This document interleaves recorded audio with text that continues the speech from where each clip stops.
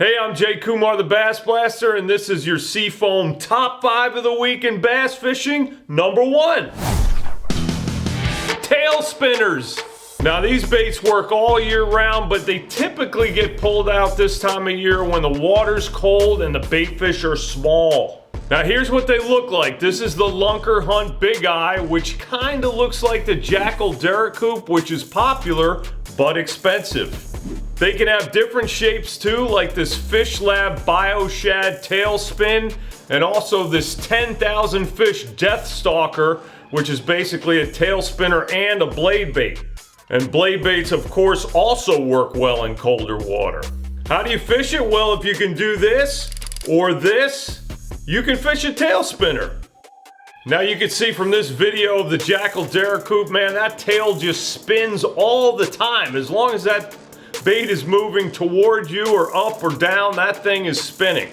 Now these are small baits and they'll catch small fish, but also big ones too, 4 or 5 pounders. And if you're around those fish, I highly recommend changing and upsizing your treble hook. The ones I like are the VMC Redline trebles, the Berkeley Fusion 19 trebles, and that one treble hook that all the pros know about and keep on the down low. That's the Duo Realis Nano Treble. Remember, just straight reel it or hop it and shake it back. Does that feel good? Yeah. That's right, man. Number 2. Don't you put that evil on me, Ricky Bobby. Don't you put that on us. Okay, that's the way some people feel about forward-facing sonar, but the more we use it and the more fish we catch with it and release so they get to learn, the more wrinkles there are to the whole deal. And forward-facing sonar isn't a gimme anyhow, as this example will show. Now, Bassmaster Elite Pro and current Bassmaster Classic champ Jeff Gussie Gustafson posted this photo, which to me just looked like your average forward-facing sonar blobs. Any idea what those blobfish are? Here's Gussie. Pretty cool. If you just shined your Mega Live up there and like, oh yeah, there's a bunch of fish, they're bass for sure, and you're not catching them, that's why. They were walleyes, not bass. So how did he know they were walleye? Well, he used an Aqua-Vu underwater camera like this one.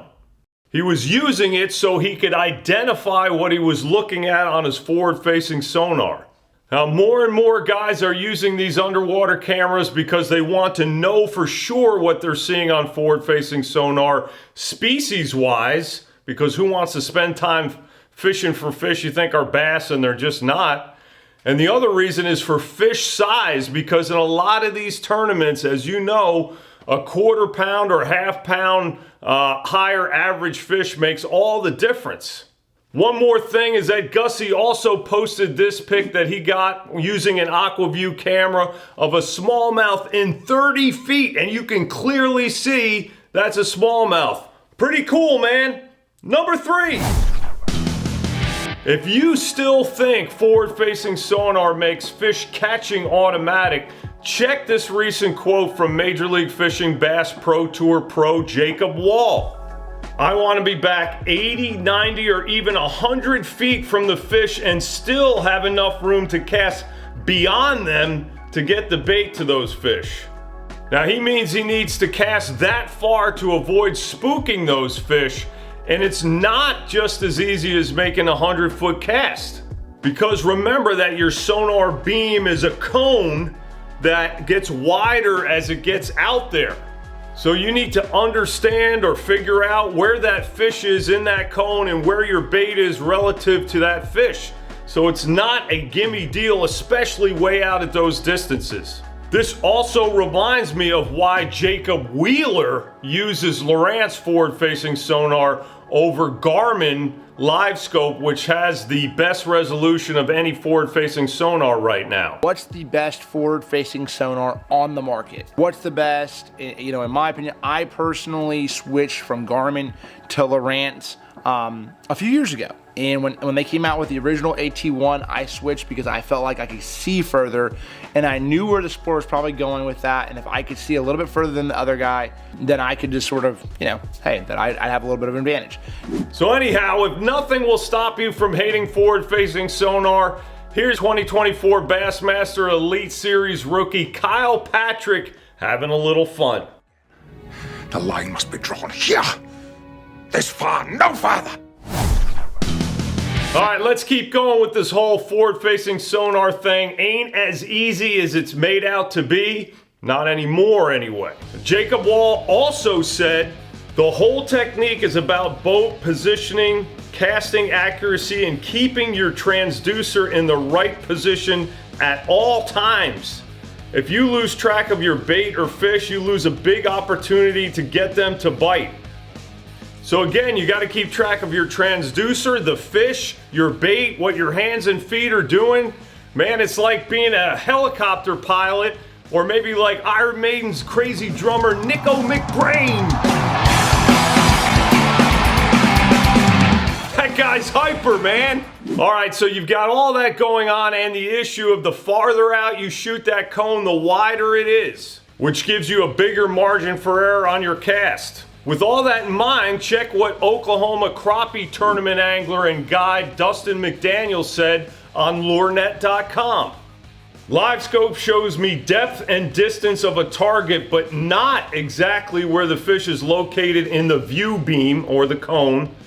I figure it's positioned by constantly panning my trolling motor back and forth while also keeping track of beam direction and glow of fish and lure. Once the two targets have a similar glow, I know they're close together, then I refine lure position in relation to the fish. Man, that's a lot. Just that cone part is tough. I wonder how the aliens do it. Number 5. Bass outsourced the West. For decades now, the two major tournament organizations, B.A.S.S and FLW, which of course is now MLF, have tried to serve the West. Now MLF is still out there a little, but really neither one of them could get it done. Bass fishing is big in Western states, and many of the best bass fishermen ever come from the West. So everyone has been frustrated that there's not a way for great bass fishermen who can't afford all that travel and time away to qualify for things like the Pro Tours and the Classic by fishing at home.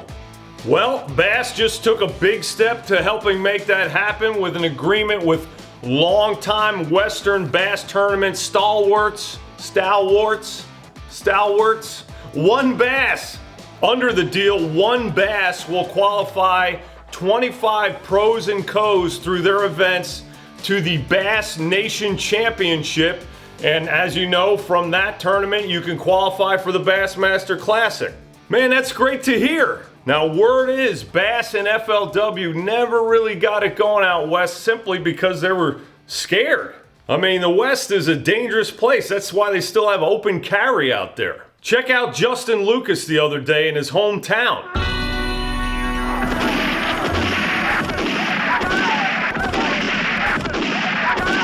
Heck yeah, that's Justin Lucas. Watch out for the West.